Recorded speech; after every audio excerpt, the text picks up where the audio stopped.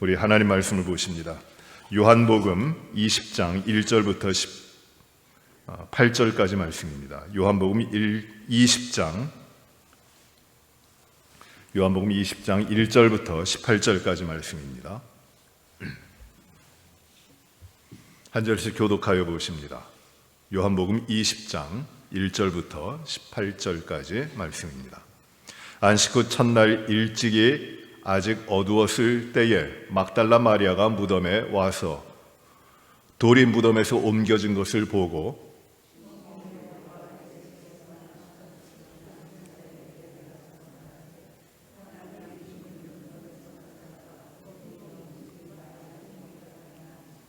베드로와 그 다른 제자가 나가서 무덤으로 갈새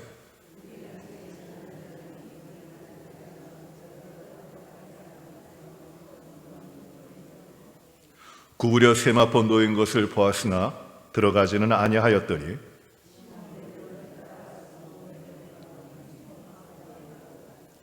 또 머리를 쌌던 수건은 세마포와 함께 놓이지 않고 딴 곳에 쌌던 대로 놓여 있더라.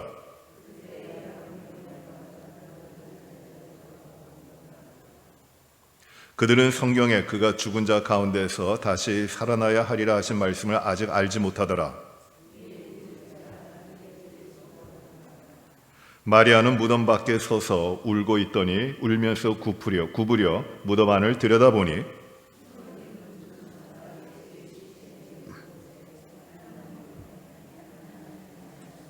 천사들이 이르되 여자여 어찌하여 우느냐 이르되 사람들이 내 주님을 옮겨다가 어디 두었는지 내가 알지 못함이니이다.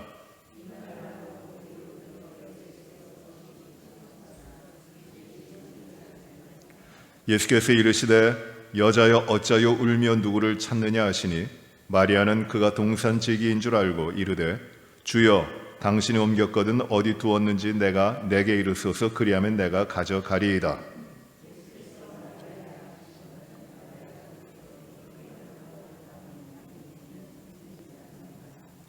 예수께서 이르시되 나를 붙들지 말라 내가 아직 아버지께로 올라가지 아니하였노라. 너는 내 형제들에게 가서 이르되 내가 내 아버지 곧 너희 아버지 내 하나님 곧 너희 하나님께로 올라간다 하라 하시니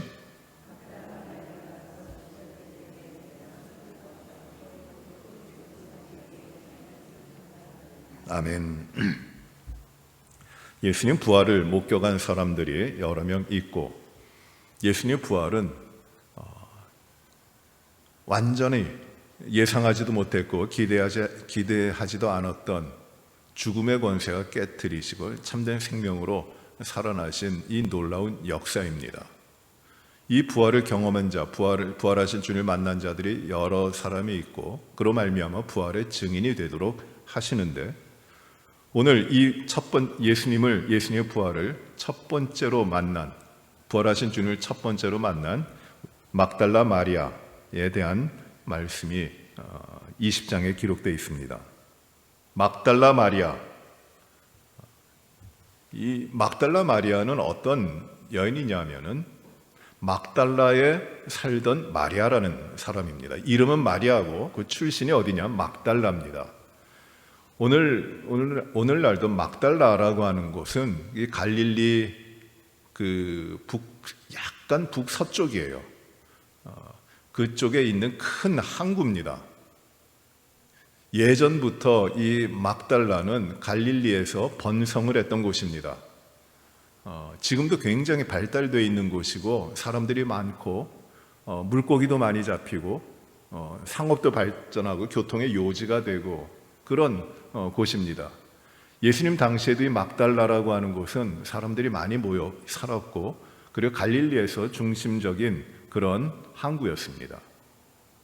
그 막달라에 살던 여러 사람들이 있고 그 중에서 예수님을 따르던 사람들이 있고 또 여러 예수님을 따라 섬기던 여러 여자들이 있는데 그 중에 한 여인 마리아라고 하는 막달라 출신의 그러니까 마리아라고 하는 이름을 가진 막달라 출신의 여인이 있었습니다. 이 여인이 바로 막달라 마리아입니다.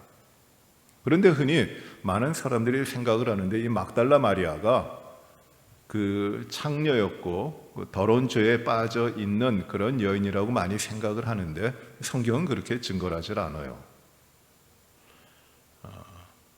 이 6세기에 교황 그레고리오 1세가 이 막달라 마리아를 비하하면서 그를 원래 이 막달라 마리아는 7 귀신 들렸던 여인으로서 그 예수님께서 낫게 하여 주셔서 예수님이 갈릴리 사역하실 때 초기부터 예수님을 따르던 여인들이 있었는데 그 중에 한 사람이고 신실하게 따랐던 사람입니다. 그런데 나중에 예수님의 발에 향유를 붓고 닦은 여인이 나오는데 베다니의 마리아인데 그 마리아가 죄가 많았다는 언급이 있거든요. 그래서 그 향유를 붓고 예수님의 발을 닦은 그 여인과 이 막달라 마리아를 연결해 가지고 이 막달라 마리아가 그 죄 많은 여인이다. 그래서 이 막달라 마리아가 창녀다.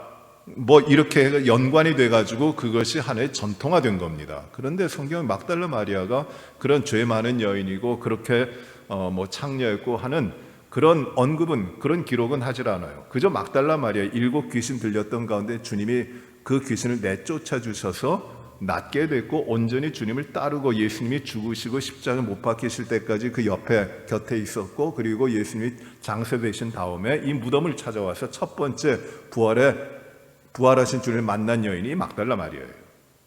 그런데 이 막달라 마리아를 두고 이렇게 한쪽에서는 주로 이 로만 캐토릭 전통의 그 정통파인데 그들은 이 6세기 이후에 이 막달라 마리아를 창녀와 더러운 여인으로 아주 몰아가고 또 그와 반대로 이 막달라 마리아를 굉장히 높입니다. 그래서 나중에 이 막달라 마리아가 그 예수님의 12 제자는 다 남자들인데 이 남자들의 제자들보다도 더 월등하게 사역하고 예수님을 잘 섬겼고 나중에 예수님의 가까운 사이가 되고 예수님의 심지어는 배우자까지 된다고 하는 그런 얘기를 하면서 이 막달라 마리아를 굉장히 높여요. 그러니까 이 막달라 마리아에 대해서 2가지로 하나는 창녀고 낮게 여기고 한쪽은 뭐 높게 여기는 그런 전통이 둘 다 잘못됐는데 극과 극으로 나타난 겁니다. 이러한 전통 가운데 이 막달라 마리아를 높이는 전통 가운데 나타나는 것이 무엇이냐면 한 10여 년 전에 굉장히 떠들썩하고 유행을 했던 뭐 그 이전부터 있었지만 그 다빈치 코드라는 게 있잖아요.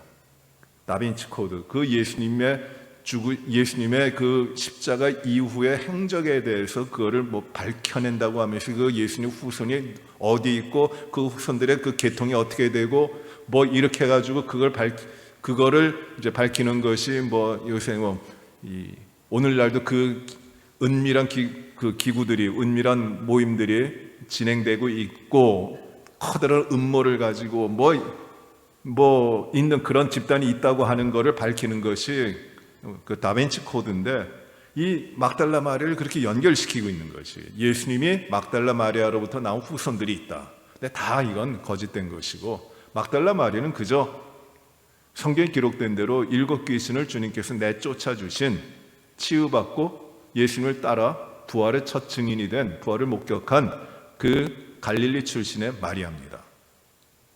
성경에는 여러 명의 마리아가 나와요. 마리아가 참 많습니다. 그러니 이 마리아라고 하는 이름은 굉장히 보편적인 일반적인 이름이었어요. 마리아가 그 베다니에 살던 나사로와 마르다의 누이가 동생이 마리아였고 또 마지막 이 십자가 곁에 예수님이 돌아가실 때 그 곁에 있었던 마리아가 여러 명 있는데 예수님 어머니도 마리아고 그리고 막달라 마리아가 있었고 그리고 요셉과 야곱과 요새의 어머니 마리아도 있었던 것이에요. 여러 명의 마리아가 있고 또 누굽니까? 예수님의 제자들이 예수님께서도 그렇고 또 예수님이 제자들과 함께 예루살렘에 들어가셔서 함께 하실 때 그 머무셨던 곳이 마가의 다락방인데 그 마가 요한의 어머니가 이름이 마리아예요. 그러니까 마리아가 여러 명 있습니다. 그리고 이 연결을 시켜보면은 이 마가 요한 마가의 어머니 마리아, 그리고 그 바나바의 그 사역자였던 바나바의 조카 생질이 마가잖아요. 그러니까 이 마가의 다락방의 주인이 되는 이 마리아라고 하는 여인과 바나바하고는 남매지간으로 이렇게 생각할 수가 있을 것 같아요. 그런 관계가 됩니다. 하여간 여러 마리아가 나옵니다. 로마 교회에 나오는 로마 교회 바울이 문안하는 마리아도 있고 그렇습니다. 이 마리아가 여러 명 있어요. 그런데 이 마리아가 예수님이 장사 되시는 것을 봅니다. 십자가에 돌아가시는 것을 목격했고 그 시신을 아리마대 요셉이 얻어다가 그 새 무덤에 장사하는 것을 봅니다. 그래서 장사 지낸 다음에 안식 후 첫날 일찍이 아직 어두울 때 새벽 미명에 무덤으로 와서 돌이 무덤에서 옮겨진 것을 보고, 그리고 시몬 베드로와 예수께서 사랑하시던 그 다른 제자에게 달려 그리고 가서, 이렇게 동사가 4개가 나와요. 1절과 2절에 와서, 보고, 달렸고, 가서, 그리고 말하고. 이 동사들이 다 현재형이에요. 이 사도 요한이 이 말씀을 기록할 때 이것을 과거의 어떤 사건을 기록했다, 과거의 사건으로 기록하고 있는 것이 아니라 지금 현재 자기 눈에 보여지고 있는 것 같이 생생하게 아주 철저하게 목격한, 자신도 듣고 목격한 그 사실을 그대로 현재적으로 지금 기록하고 있는 것이에요. 막달라 마리아가 무덤에 와서 보니까 돌이 옮겨졌어요. 깜짝 놀랍니다. 그리고 어떤 확신을 가질까요? 마리아가 돌이 옮겨진 것을 보고 베드로하고 예수님께서 사랑하시던 다른 제자, 누구죠? 이게 요한이에요. 요한에게 달려가서 말합니다. 사람들이 주님을 무덤에서 가져다가 어디에 두었는지 우리가 알지 못하겠나이다. 사람들이 우리 주님 시신, 돌아가신 그 몸을 이제 무덤의 돌문을 열고 어디에 뒀는지 모르겠습니다. 그러니까 이 마리아는 장사 되신 예수님을, 죽으신 예수님에게 향유를 바르기 위해 갔는데 무덤의 돌이 굴려져서 열려 있으니까 이 예수님의 몸이 없어졌구나, 돌아가신 예수님이 없어졌구나, 누군가가 가져갔구나, 확신이 있는 거예요. 왜? 죽으면 끝이니까요. 죽으면 일어나지 못하잖아요. 죽은 자를 향을 바르기 위해 장사를 지낸 바 된 그 죽은 예수님에게 향유를 바르게 했는데 문이 열려 있는 거예요. 없어진 거예요. 그래서 그 말을 듣고 베드로와 그 다른 제자가 나가서 무덤으로 갑니다. 새벽이에요. 무덤으로 갑니다. 그런데 그 무덤까지의 거리는 그렇게 긴 거리는 아닙니다. 1km 정도 됐을 거리예요. 그 무덤으로 갑니다. 둘이 같이 다름질합니다. 뛰어가요. 그 새벽에 뛰어갑니다. 다른 제자가 베드로보다 더 빨리 달려가서 먼저 무덤에 이릅니다. 다른 제자 요한이 베드로보다 먼저 그 무덤에 이르게 됩니다. 왜 그럴까요? 제가 아주 오래전에 성경 공부하다가 이 부분에서 물어봤어요. 함께 공부하시던 그때 우리 여자 집사님들하고 공부를 했는데 왜 둘이 다름질했는데 베드로보다 다른 제자가 먼저 도착했을까요? 무덤에. 그랬더니 어떤 분이 아주 정답을 말씀하십니다. 베드로가 늙어서, 나이가 많아서 그랬다 그래요. 맞아요. 사실입니다. 요한은 12제자 가운데 제일 막내예요. 그래서 달려갑니다. 베드로가 늦어요. 무덤에 이릅니다. 그리고 5절 보세요. 구부려 세마포 놓인 것을 보았으나 들어가지는 아니하더니, 구부려라는 말이 2번 나오는데 여기 나오고 또 11절에 마리아도 이제 구부려서 무덤 안을 들여다보는데, 구부려 본다는 말은 이렇게 서서 비스듬히 이렇게 본다는 뜻이에요. 확신을 가지고 보는 게 아니라 뭐가 있을까 하고 의심을 하듯이 이렇게 보는 겁니다. 확신 없이 보는 게 이게 구부려 보는 것이에요. 그 요한이 먼저 도착해서 구부려서 무덤 안을 들여다봅니다. 무덤 안에 들어가지 않고. 6절에 시몬 베드로는 따라와서 무덤에 들어가 보니 세마포가 놓였다. 왜 베드로는 들여다보지 않고 무덤으로 들어갔을까요? 그때 또 이걸 제가 물어봤더니 같은 분이 대답을 합니다. 뭐라고 대답하냐면 베드로는 급해서. 여러분, 예수님 부활하시고 고기를 잡으러 갔는데 부활하신 예수님이 얘들아 부르세요. 그랬더니 누군가 보고 주님이시다 그러니까 그 제자들이 놀라서 어찌할 줄 모릅니다. 그런데 베드로는 어떻게 합니까? 어찌할 줄 모르고 그게 아니라 바로 물속으로 뛰어듭니다. 그래갖고 주님께로 와요. 베드로가 급해서 아마 그랬을 겁니다. 그는 기다리지 않고 바로 갑니다. 아마 이게 정확한 건 아닙니다만 혈액형으로 치면은 베드로는 아마 B형 같아요. B형이든지 O형에 가깝든지 하고 이 요한은 A형에 가까울 것 같아요.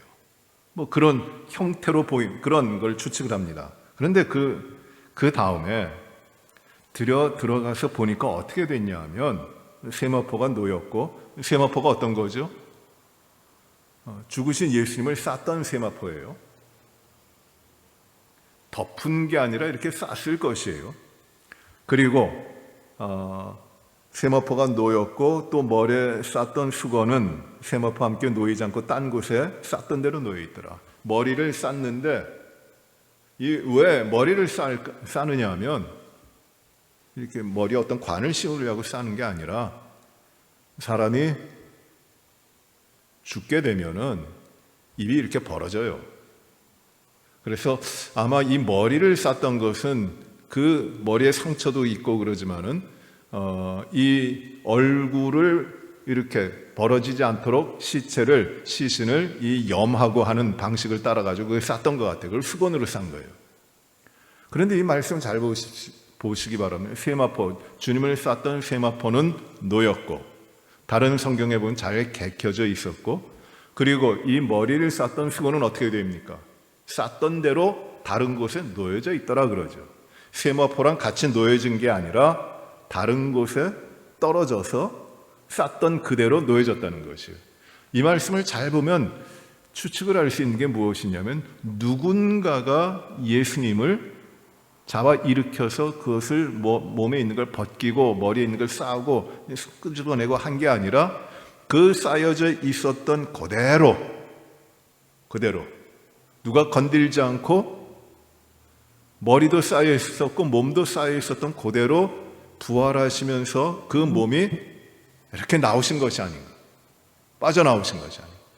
그러니까 어떤 이 물체적인 것에 장애가 되지 않고 걸림이 되지 않고 이렇게 나오신 것이 아니겠는가 하는 생각을 해봅니다. 그대로 나오셨어요.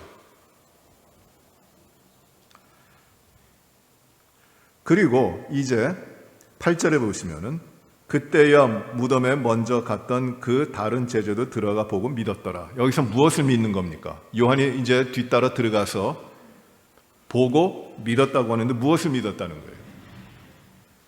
예수님 부활하셔 믿었을까요? 그게 아니에요. 아, 예수님의 시신이 없구나. 이거 큰일 났다. 그거를 깨달은 거예요. 반신반의하고 가면서도 이제 무덤에 들어가 보고 믿게 되는 겁니다. 9절 보시면 이제 괄호로 해서 설명을 하고 있는데 그들은 성경에 그가 죽은 자 가운데서 다시 살아나야 하리라 하신 말씀을 아직 알지 못하더라. 주님께서 부활에 대해서 말씀하셨지만 그들은 아직까지도 주님이 살아나실 것, 부활하실 것에 대해서 알지 못하고 있는 것이에요. 듣긴 들었지만 깨닫지 못하고 알지 못하는 겁니다. 그러니 예수님을 장사 지낸 무덤이 비어있고 예수님이 보이지 않기 때문에 이제 절망하는 것이고 의심하는 것이고 무슨 일이 있었을까 두려워하는 것이에요. 누가 이 시신을 가져갔을까 두려워하는 겁니다. 우리가 우리 주님의 시신을 지키지도 못했구나 안타까워하면서 한탄하면서 있는 거예요. 왜? 부활을 모르니까. 부활을 모르면 어떻게 됩니까? 부활을 모르면은 이 땅에서 생명이 끊어지고 죽으면은 끝이에요. 이 땅에서 어떤 그 생명에 대한 소망을 가질 수 없는 거예요. 왜? 부활을 모르니까. 지금 이 제자들의 상태가 그런 겁니다. 부활을 몰라요. 그러니 낭망하고 절망합니다. 끝까지 다 온 거예요. 부활을 모르는 자의 삶이 여기 나타나고 있는 겁니다.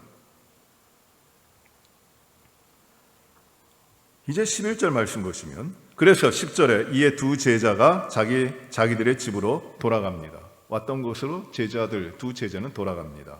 낭망에서 돌아갔겠죠. 엠마오로 가는 두 제자와 마찬가지로 낭망에서 돌아갑니다. 11절에 마리아는 무덤 밖에 서서 울고 있더니, 무덤 밖에서 울고 있어요. 여기 울고 있다는 말은 그냥 눈물을 흘린다라는 말이 아니에요. 통곡을 하고 큰 소리를 내서 운다는 겁니다. 곡하고 있는 것이에요. 여러분, 우리나라에서 누군가를 장사를 지낼 때, 장례를 치를 때 곡을 하죠. 이스라엘 풍습도 돌아가신 분들 앞에서 곡합니다. 우리 예수님의 비유로 말씀하셨는데, 피리를 불 때 같이 불지 않고 곡할 때 같이 곡하지 않는, 이 곡한다는 게 장례를 누군가 죽었을 때 그 아픔을 같이 하는 거예요. 통곡을 하는 겁니다. 이 막달라 마리아가 예수님 없는, 시신 없는 빈 무덤 밖에 서서 통곡을 하고 있습니다. 그리고 울면서 구부려 다시 무덤 안을 들여다봅니다. 다시 무덤 안을 이렇게 확신 없이 들여다봅니다. 그런데 거기 놀라운 일이 생기기 시작을 해요. 보입니다. 12절에 흰 옷 입은 두 천사가 예수의 시체 뉘었던 곳에 하나는 머리편에 하나는 발편에 앉았더라. 거기에 비로소 천사가 보이는 것이에요. 베드로는 무덤 안에 들어갔을 때 이 천사를 봤습니까? 못 봤습니까? 그들에게 보이질 않았어요. 왜? 나타나질 않은 거예요. 그런데 이 얼마 지나지 않았지만 막달라 마리아에게 그가 통곡하다가 구부려 무덤 안을 들여다봤을 때 예수님이 누워 있었던 그 자리에 머리 쪽과 발 쪽에 흰 옷 입은 천사가 각각 앉아 있는 것이에요. 놀라운 걸 봅니다. 얼마나 놀랬겠어요. 천사가 왜 나타났을까요? 천사가 베드로하고 요한에게는 안 나타나고 왜 막달라 마리아에게 나타났을까요? 천사가 하는 일이 이거예요. 천사가 맡은 사명, 하나님 부리시는 영인데 그 사명자예요. 하나님 맡기신 일을 하는 겁니다. 천사는 어떤 일을 하느냐 하면 하나님이 정하신 대로, 하나님의 뜻대로 하나님의 말씀을, 하나님의 계획을, 하나님의 뜻을 전달하는 자들이 천사예요. 메신저예요. 천사는 어떤 때는 하나님의 뜻을 이루기 위해 능력으로 행하기도 하지만 본래 이 천사들이 하는 일은 무엇이냐면 하나님이 하실 일에 대한 알리는 것이에요. 지금도 이 천사들이 나타나서 어떤 놀라운 일을 행하는 것이 아니라 이 마리아에게 예수 그리스도에 대한 것을 알리기 위하여 온 겁니다. 이제 말씀 보세요. 무엇을 알리는가? 13절입니다. 천사들이 이르되 여자여 어찌하여 우느냐 물어봅니다. 대화가 이루어지는 것이에요. 어찌하여 우느냐? 마리아가 대답합니다. 사람들이 내 주님을 옮겨다가 어디 두었는지 내가 알지 못함이니이다. 사람들이 내 주님을 옮겨다가 어디에 두었는지 내가 알지 못합니다. 이 말을 잘 보세요. 지금 마리아가 가지고 있는 확신이 무엇이에요? 내 주님 돌아가셨는데, 주님 죽으셨는데 사람들이 내 주님, 죽으신 주님이에요. 내 주님인데 죽으신 주님을 옮겨다가 그 죽으신 주님을 어디에 두는지 내가 알지 못합니다. 원어를 보시면 그를이라고 아우토스 뭐 이렇게 쓰고 있는데 그 3인칭으로 쓰고 있는데 이 뜻은 돌아가신 분의 3인칭이에요. 돌아가신 분을 가리켜 말하는 3인칭입니다. 그러니 이 말은 무슨 뜻이냐면 내 주님이라고 지칭된 그것, 돌아가신 그러니까 생명이 없는 그것, 살아있는 분이 아닌 돌아가신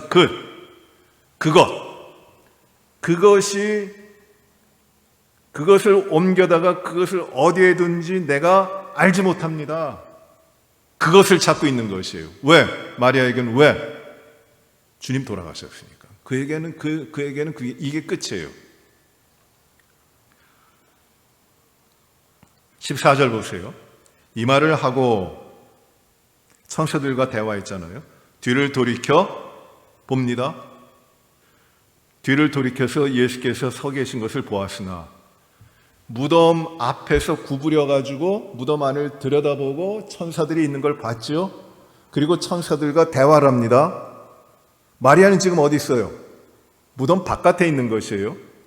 무덤 안을 들여다보고 천사들과 대화하는데 뒤를 돌이켜 이렇게 봅니다. 근데 뒤에 누가 있는 거예요? 예수님이 계시는 거예요. 전혀 생각지도 않았던 예수님이 보입니다. 거기 계셨던 것이에요. 몸을 돌이켜서 이렇게 보니까 예수님이 누군가 있는 거예요. 마리아가 볼 때. 깜짝 놀랐겠죠. 근데 마리아는 그가 동산지기인 줄 알고 동산을 관리하는 지기인 줄 알고 말을 합니다. 15절 후반이에요. 그 앞에 15절 보시면 예수께서 말씀합니다. 마리아에게 말씀하십니다. 어찌하여 울며 왜 우느냐? 왜 통곡하느냐? 그리고 누구를 찾느냐? 예수님 여기서 누구? 살아있는 누구예요? 죽은 그것이 아니에요. 누구를 찾느냐? 마리아는 대답합니다. 그가 동산지기인 줄 알고 대답합니다. 주여, 이 주여, 그러니까 이 높여 부르는 말입니다. 크리에라고 하는 주여라는 말이에요. 당신이 옮겼거든 어디에 두었는지 내게 이르소서 그리하면 내가 가져가리이다. 이 말씀도 잘 보세요. 마리아가 하는 말이 주님, 주여, 당신이 그것을 옮겼거든 죽은 예수를 옮겼거든 내가 그 죽은 예수를 가져가겠습니다. 당신이 그것을 옮겼거든 당신이 그것을 어디에 두었는지 내게 말씀하십시오. 그리하면 내가 그 죽은 예수를 가져가겠습니다. 이 말이죠. 완전히 죽은. 16절에 예수께서 말씀하십니다. 마리아에게 대고 말씀하십니다. 마리아야. 원어 성경을 보니까 예수님이 하신 말씀이 뭐냐면 마리암 이렇게 말씀하셨어요. 마리암. 이게 이제 부르는 마리아를 부르신 말씀이에요. 마리아야, 마리암. 그 음성으로 예수님이 부르십니다. 그때의 마리아가 돌이킵니다. 다시 돌이켜서 히브리 말로 대답합니다. 라보니라고 대답합니다. 라보니라는 말은 괄호하고 설명도 나옵니다만 이는 선생님이라는 말입니다. 선생님이라는 말이 라바이라는 말이 선생님이라는 뜻이죠. 우리 잘 알죠. 라바이 하는데 오니라고 하는 전미사가 붙어요. 라보니가 된 거예요. 랍비 플러스 오니입니다. 이 오니 아이가 붙는 거는 나의라고 하는 소유격이 되는 것이고 이 오니라는 이 전미사가 붙어가지고 이 뜻이 무엇이 되냐면 나의 지극히 높으신 유일하신 선생님이라는 관용구가 돼요. 나의 절대적인 나의 가장 높으신 한 분밖에 없는 선생님이라는 겁니다.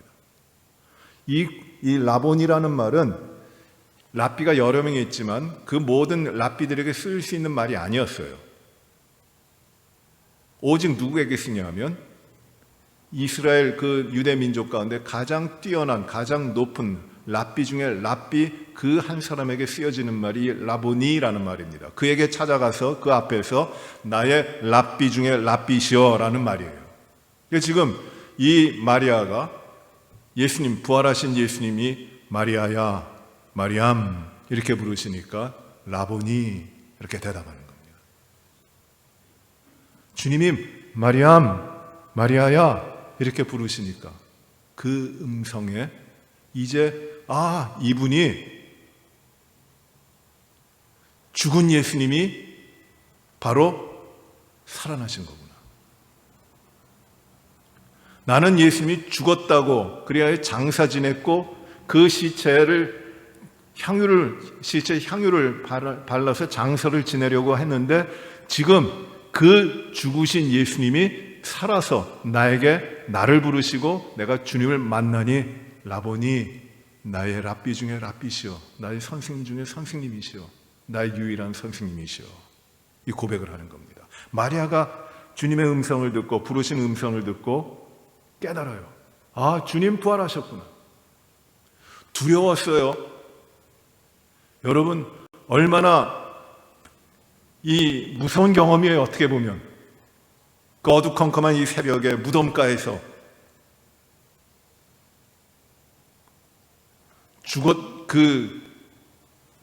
죽었던 분이 갑자기 이렇게 살아나서 본다면 사람 만나기도 두려운데 얼마나 두렵고 얼마나 위험하고 얼마나 힘든 그 자리입니까?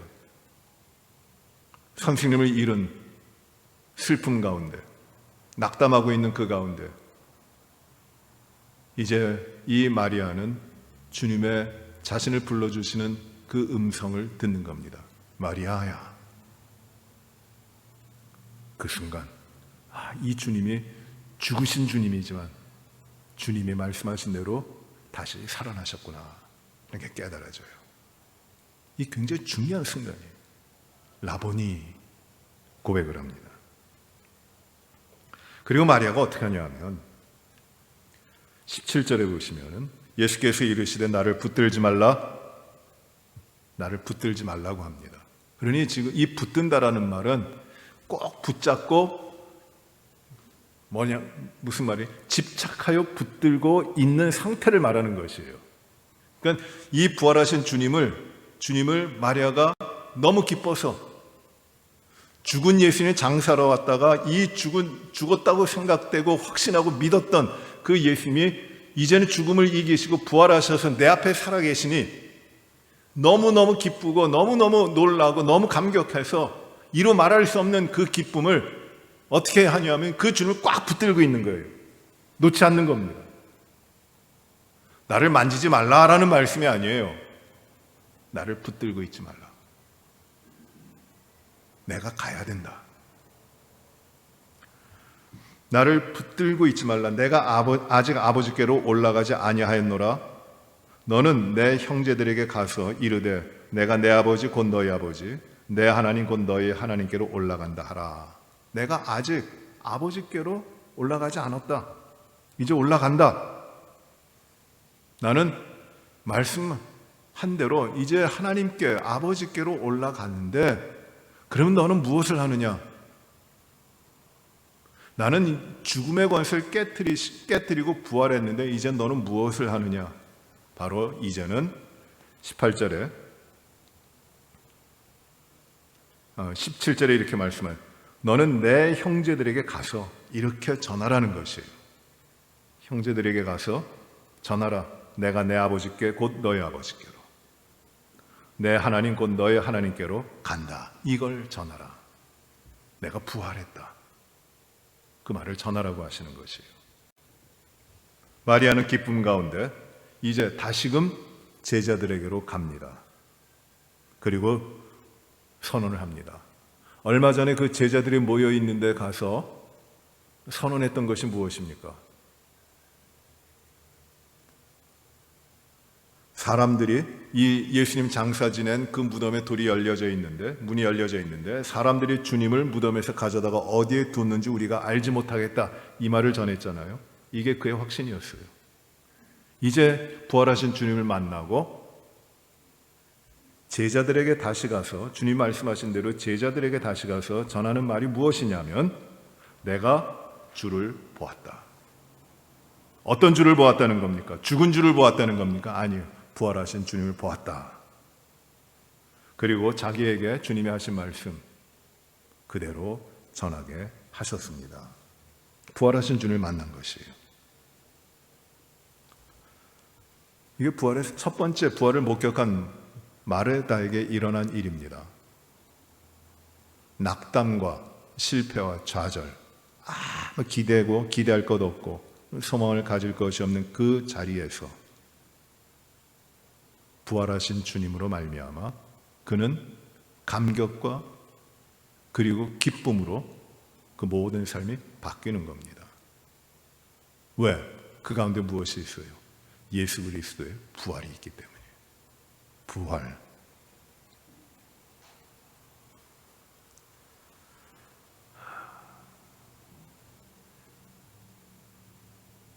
부활이 오래전 이야기로 우리는 생각할 수도 있습니다. 사실이에요. 부활은 분명히 2000년 전에 갈릴리 그 언덕에서 십자가에 죽으신 예수님이 그 장사된 지 사흘 만에 일어나시고 살아나신 사건입니다.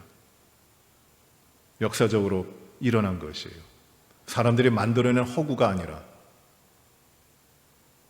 그런데 만약 그 부활이, 예수님의 부활이 그 역사적인 사실로만 머물러 있다면은 많은 사람들은 기억할 것이지만 그 부활은 박물관에서 찾을 수 있는 기록으로밖에 남는 거 아닙니다.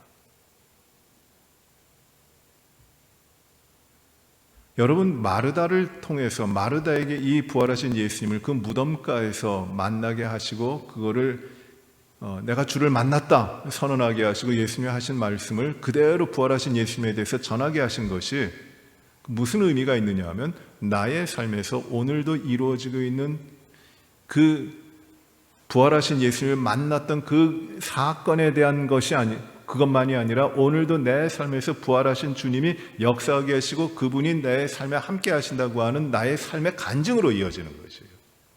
그게 부활입니다. 부활은 역사적인 사건으로만 끝난다면 오늘날 아무런 변화가 있을 수 없고 오늘날에는 그 구원받고 예수 그리스도의 부활로 말미암아 이루어진 생명의 삶을 살아갈 수 있는 사람이 생겨날 수가 없어요. 왜냐하면 그거는 과거의 사건으로만 머물러 있기 때문에 그래요. 부활은 완전히 이루어진 역사적인 현실, 사실이지만 그것이 오늘날 나의 삶에서 그대로 이루어져 가고 있는 현재 진행적인 부활의 사건이에요. 그거를 증거하는 겁니다. 그럼 우리가 믿음 생활을 하는데 이 믿음에서 중요한 것이, 믿음의 핵심이 무엇이냐면 예수 그리스도 부활이에요. 우리는 그저 좋은 가르침, 도덕적인 선행과 도덕적인 발음과 그 어떤 인격을 도야하기 위하여 믿는 거 아닙니다. 믿음의 삶은 그것으로 끝나는 것이 아닙니다. 어떤 진리를 깨닫고 우주 만물 가운데 관통하고 있는 변하지 않는 진리를, 어떤 이치를 깨닫고 그것을 가지고 살기 위하여 우리는 그것을 얻기 위하여 우리 믿음의 삶을 사는 게 아니에요. 믿음의 삶이라는 것은 무엇이냐면 한계 있고 부족하고 연약한, 죽어 썩어지는 심판과 파멸 가운데 처해 있는 나를 예수 그리스도께서 살리시고 그의 죽으심으로 죄의 모든 권세를 깨뜨리시고 부활하심으로 사망의 모든 것을 이기신 그 주님의 능력이 나에게 있는 것을 믿고 내가 그것을 받았음을 믿고 이 믿음으로 참된 생명을 가지고 살아가는 것이 믿음이잖아요. 그래서 이 믿음은 내가 이렇게 믿는다, 내가 이렇게 잘 된다, 내가 이렇게 많이 안다, 이런 변화를 가져오는 것이 아니라 예수 그리스도가 죽었고 부활하셨고 그분이 나의 주님이시고 그의 죽으심과 부활하심을 통하여 나에게도 참된 생명의 삶이 이루어졌음을 알고 그 가운데 흔들리지 않고 오차 없이 그 가운데서 삶을 살아가도록 하시는 것이 이게 믿음이에요. 오늘날 기독교 믿는 사람들 가운데, 교회 가운데 문제가 있고 어려움이 있고 흔들리고 시험이 있고 싸우고 교회가 연약해지고 그 이유가 어디에 있느냐 하면 죽은 예수를 따라가기 때문에. 예수 죽으셨다. 십자가에 죽은 예수는 시체다. 그래서 그 시체를 찾으려고 그래요. 그러니 이제 우리가 할 일은, 믿는다고 하는, 믿음을 가졌다고 우리가 할 일은 우리의 믿음의 대상이었던 그 죽은 예수를 잘 장사 지내는 것이다. 향유 바르고 무덤에 모시고 그 앞에 가서 곡하고 그것이다. 이렇게 생각을 하는 것이에요. 그것 곡도 잘하고 좋은 무덤을 쓰고 좋은 세마포도 갖다 싸고 그 죽으신 몸을 잘 장사하면 믿음 생활 잘하는 것이다. 이게 얼마나 하나님을 위한 것인가 생각을 합니다. 다 죽은 예수만을 쫓아가요. 그것도 대단한 일이에요. 그거 잘 못합니다, 사람들이. 살아 계시는 주님이 아니라 죽어버린 주님의 시체를 보고 있는 거예요. 이게 우리의 믿음의 주요 온전케 하시는 이다. 죽은 예수. 사망의 권세에 빠져 있는 자들의 삶은 다 그런 거예요. 죽어 있어요. 죽은 걸 따라갑니다. 믿음이 왜 연약해져요? 왜 시험에 빠집니까? 왜 교회가 흔들립니까? 교회가 왜 손가락질 받고, 교회가 왜 교회답지 못하고, 교회가 왜 우리 주님 말씀하신 대로 강도의 소굴이 되어버립니까?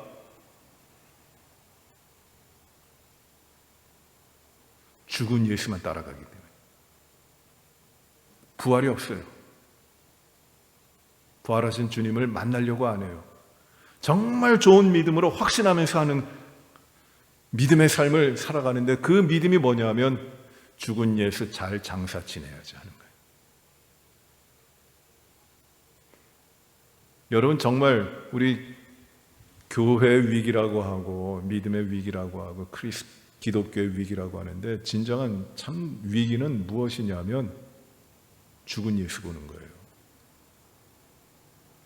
부활하신 예수님을 믿지를 않아요. 부활하신 예수님과 함께하질 않아요.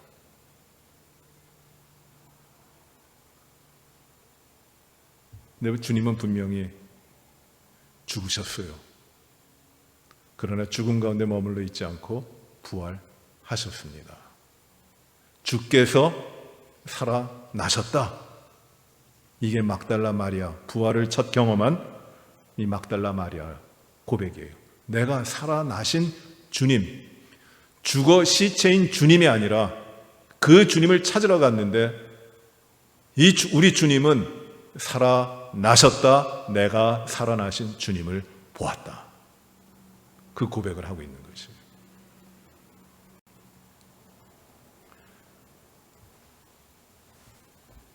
저도 그렇고 우리 모두가 이 주님을 찾아야 돼요. 주님 만나야 됩니다.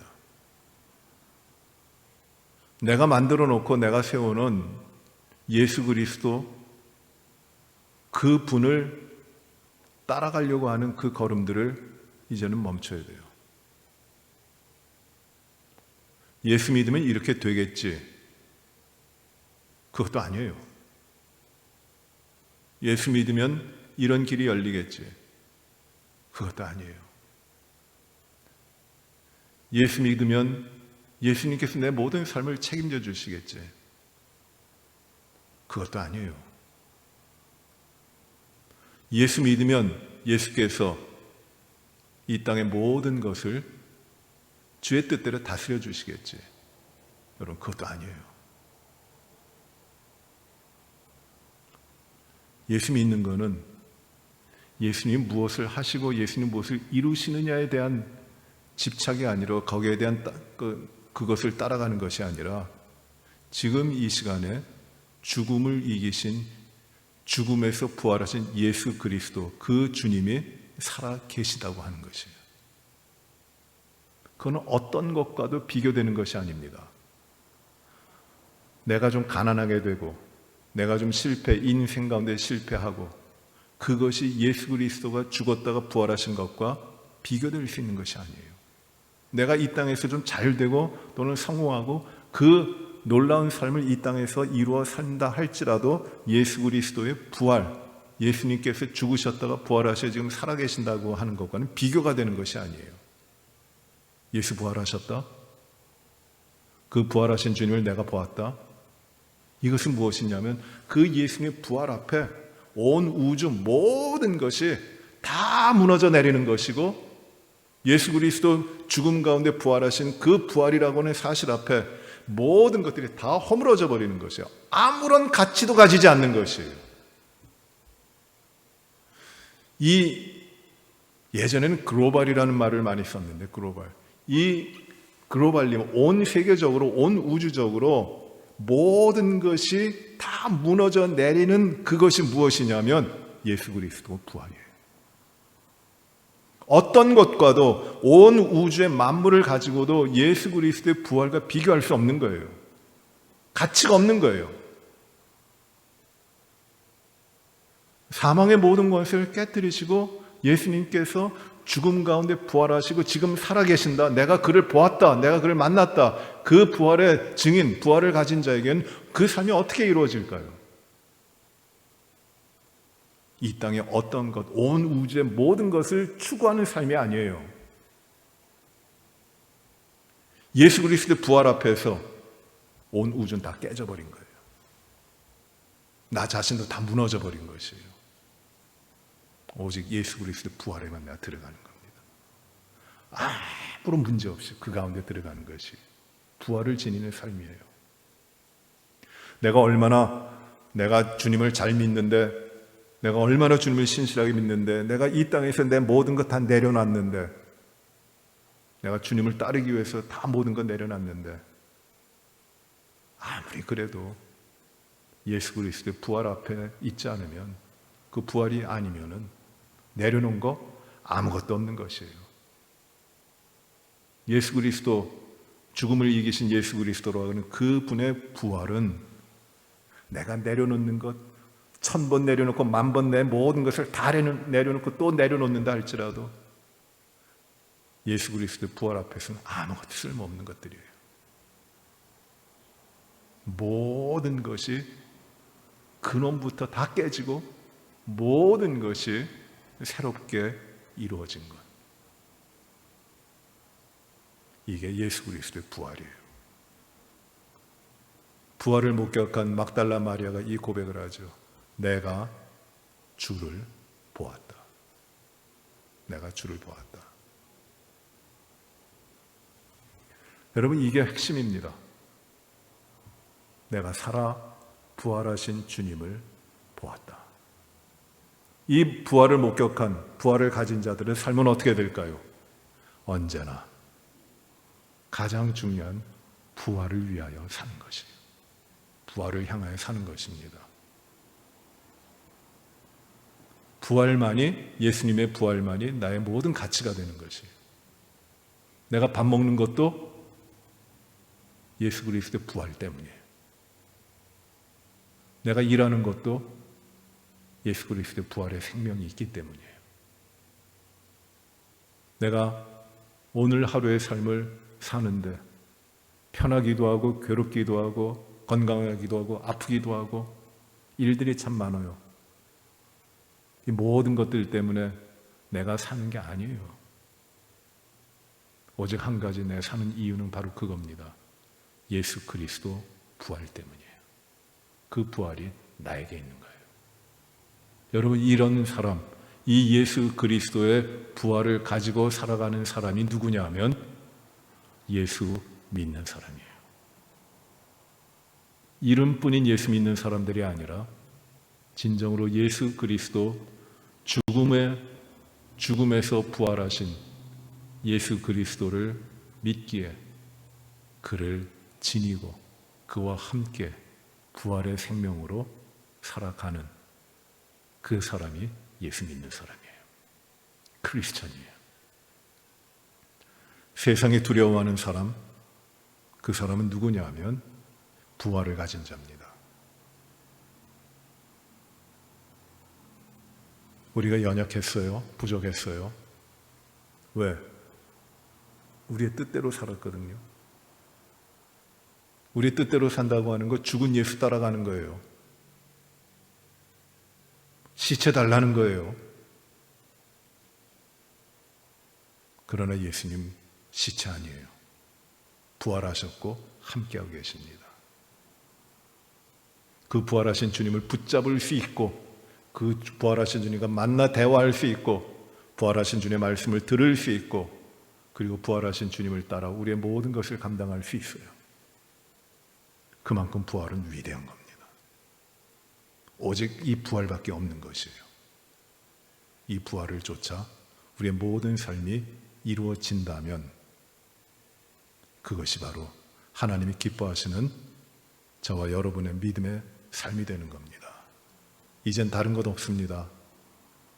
오직 예수 그리스도의 부활만이 저와 여러분의 삶의 모든 것 되시기를 우리가 기도하며 주님을 향하여 가는 모든 분들이 되시기를 간절히 소망합니다. 기도합시다. 하나님 아버지, 우리 주님